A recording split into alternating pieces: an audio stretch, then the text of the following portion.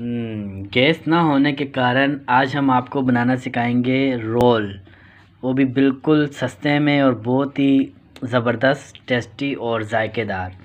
ये है हमारे पास आलू के चिप्स, खीरा और मायनीस, साथ में रोटी है और एक आधा चम्मच को स्पून कहते हैं, स्पून है, ठीक है। जस्ट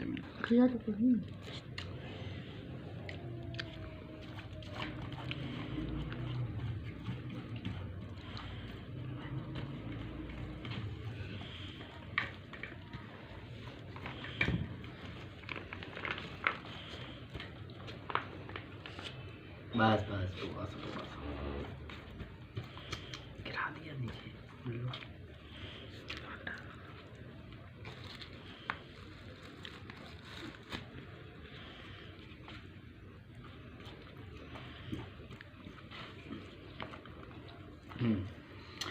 तो इसको हमने इसके अंदर हल कर दिया है।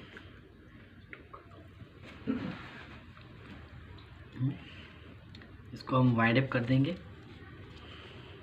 ये देखिए, ये हमारा रोल तैयार हो